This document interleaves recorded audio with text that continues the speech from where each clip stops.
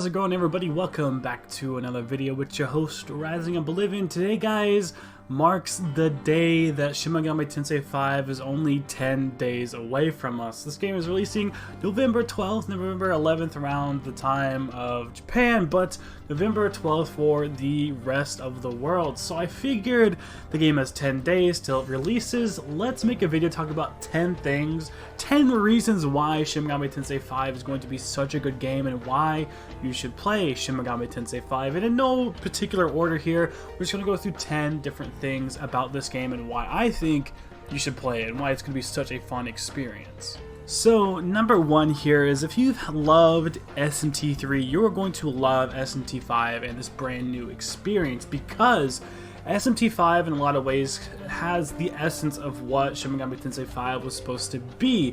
Even from the creators over at ATLUS talking about this, SMT 5 in a lot of ways represents what they wanted SMT 3 to be. And there's some parallels and things about this game that sort of make it seem very similar to SMT 3 with the big open world, similar to what SMT was supposed to have. But this game finally, because of the new technologies, is actually able to capture what they originally wanted for the original SMT 3, which, if you really loved that experience, then this experience is going to be better and more improved than what SMT 3 was supposed to be. Moving on over to number 2, and I'm going to try and go this video without giving any spoilers for the game. I have seen some gameplay of it and some things like that already for it, but we're going to be talking about nothing story related for this video at all. I'm not going to be spoiling the game for you. I do have some minor details about certain things about it, but nothing that is going to be crucial like story elements or anything like that. But from what we have heard and from the people that have playtested the game and gotten review copies, is that this game is actually going to be pretty long compared to what other SMT games have been. Now, I've seen certain people have already put some play times into this, somewhere around 80 hours to 90 hours, which is pretty significant. If you're a person who likes your JRPGs to be pretty damn long, this game is going to be pretty long. Most of the SMT games are somewhere around usually like 60 to maybe 70 at certain points, depending on maybe if you had DLC or stuff like that, or if you went for like a true ending. Most of the Persona games are like 100 hours, 90 hours. It looks like this game is going to be around that 80 to like 90 hour mark. And then with the DLC and everything else, you could, I think, potentially see this game jumping over 100 hours, which is pretty interesting and really cool that we're going to have such a long experience, because you guys know how long it takes till these games come out. We need something to be able to hold us over for quite a while, and it looks like this game is going to be able to have a very long experience. And of course, all the side quests and stuff as well are going to add even more time to this. So if you're a completionist, this game is going to be even longer. It's super fun for you. If you're a streamer, this is going to have a ton of content for you to be able to stream.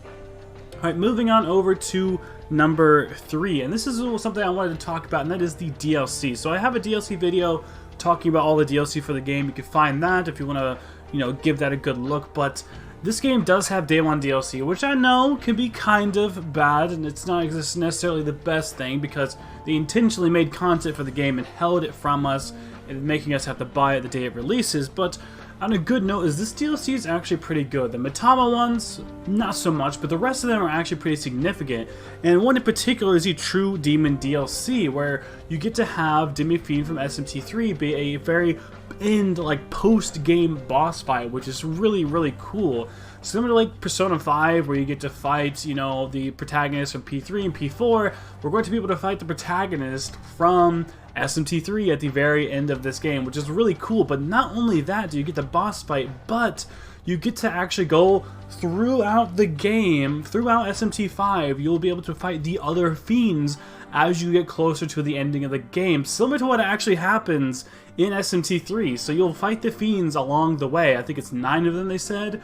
You will fight them along the way in the game and get that post-game boss fight with the Demi Fiend. But not only that, all of the other fiends, not Demi Fiend, you get to actually make them be part of your team. So you can get the Mother Harlot, the Riders, you can get Daisoju, the Trumpeteer, you can get them to be on your team, which if you guys know, a lot of times those demons are actually very powerful and very strong, and overall just really nostalgic and looks super good in the SMT5 engine, which I am super happy about.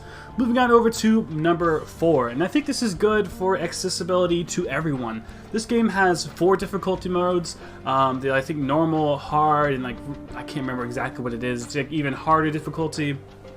But there's also even a, I think, safe mode that you can play in this game, which is basically you can't really lose any battles or anything. It just gives you the story, which I know not a lot of people are probably going to be wanting to do that. There's a reason it's DLC, because I think people asked for it. I'm not really sure why. A lot of people say SMT is a little harder than Persona, but I had a really easy time playing SMT3 actually. I don't know why. Maybe because I just sort of was used to playing Mid 10 games. I'm not really too sure, but there's going to be multiple levels that you could play this game at in terms of difficulty, and of course also New Game Plus. So if you're a person who wants a very hard game, you can play a hard game with this game. If you want it to be pretty easy, maybe you're a first-time player of the SMT series, or you've never really played a Meg 10 game, or you're kind of new to JRPGs, you also have easier settings for that as well. Even something so easy to where you don't even have to really worry about battles. You can be there mostly just for the story of the game, which I think is really cool and good for them to have, so all people can play it.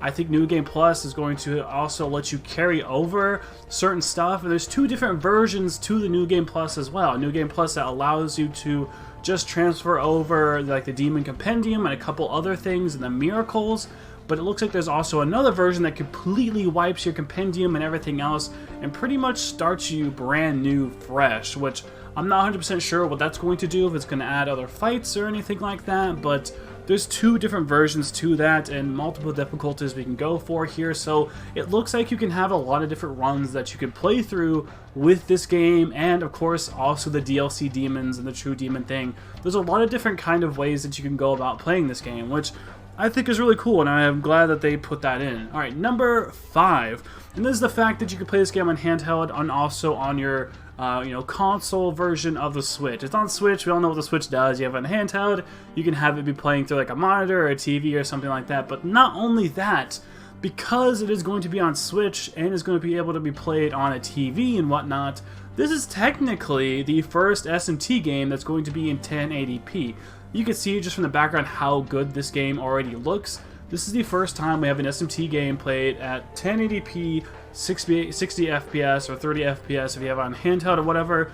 Not to also mention the Nintendo Switch OLED version, I believe is supposed to have 4K, so you could have it in even higher resolutions than before. If you thought those demons looked nice in Persona 5, they're going to look even better with this game, because the Persona 5 technically was around the PS3 gen era. This game being on Switch is not too far off of that, because Switch is a Switch, but still, it's going to look very nice and be the first real 1080p experience that we're going to be having for SMT. Now, you could say SMT3 Nocturne HD Remaster is kind of that way, but the game wasn't rendered and built from the ground up in an HD engine, so a lot of the stuff is upscaled and doesn't look quite as nice. It's, yes, technically in a resolution that's 1080p, but the actual rendering of the game itself wasn't actually in 1080p. This is going to be the first definitive HD Shin Megami Tensei experience that we're going to be having for the first time, which I'm super excited about. Moving on over to number 6. So this isn't so much stuff about how, you play the game, but more about the actual insides of the game itself. And I wanted to talk about the environments and just all the stuff that you can explore in this game. This game has a lot more overworld exploration and rewards for basically going around and exploring the world. You have a sprint feature, which is so nice. You can finally run in these games. About damn time. They allow you to actually have a sprint. You can collect collectibles all throughout the game. You have special demon missions, demon side quests, stuff like that that you can do while you're in the overworld, which is nice. Finally, you get some exploration and some bonuses for exploring the world. And it's not all just about the battles and the bosses. There's a little bit of exploration and a little bit of an incentive to go around and explore these different parts of these brand new worlds, these demonic, twisted places that before you really wouldn't have necessarily a reason to do. Maybe you'd find a chest or something like that, but like, is it really worth going through this whole headache of multiple battles just for a chest? Not really. But in this game, it looks like we're going to be able to collect a lot more stuff for exploring around and have a bigger incentive because of the glory and the miracles that we can get. It's actually very good to explore around the world and collect as much stuff as possible for this game, which I'm super hyped about and glad that we have it in this one, because sometimes it can be so boring and redundant just doing battle after battle, especially if you're in a place where you're trying to do puzzles and the spawn rate is super high. It could be so boring, but with this, I think it's a little more rewarding and makes it to where it doesn't feel as boring and you're seeing new stuff and new places and getting new rewards. That feels nice to me, and I'm so glad that they decided to put that in the game. Moving on to number 7. And like I said, no leaks necessarily here, but there are people who have review copies of the game. And from what they have said is that most of this game is actually voice acted. So if you've played through the Persona games, you know that there's a ton of dialogue that is just text dialogue that you have to read yourself. You do not get to just always have every single part of the game, even in Japanese or English. It doesn't really matter which language, there's still a ton of text. You don't always get to have it be voiced, but from what we have seen, most of this game is pretty much all voice. There is not a lot of parts of the game that is just text. I know that some of the demon side quests that you find in the overworld, most of them are text-based, but it seems like when it deals with dialogue, with the actual story, the main story that you'll be focusing on, side quests I don't think matter a whole lot. That, and there's not a lot of dialogue with that anyway, probably just a couple lines of dialogue just to negotiate with like the demons in the world, but the crucial part of the story itself always feels so much more impactful, I feel like, when you're actually able to hear the dialogue from these characters.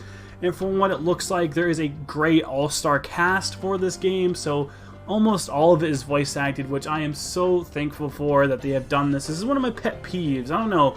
Let me know if you guys really care a whole lot about that. I don't mind reading sometimes, but when it's just literally, like pages and pages of text, I kind of get lost a little bit and don't fully like the story at that point, because I just feel like I'm reading more of it than experiencing it, because it's like, I would just go read a visual novel. It's a video game. I feel like it's supposed to be more interactive and less, just reading, slews of pages over and over and over again. But I'm kind of happy about that. All right, number 8 is moving on to the side quest, which I talked a little bit about just then, but this is another good thing that I like here as well. Not only is the overworld good, but the side quests that you can find there are pretty nice as well, and some of the DLC are actually linked to side quests. So Artemis and Cleopatra and then the other dude, I can't remember his name for the life of me, those are actually considered to be side quests, and once you do the side quests, you get to fight them and get them to be a demon that's on your team. But there's going to be other side quests in this game as well, and they don't seem super fetch questy,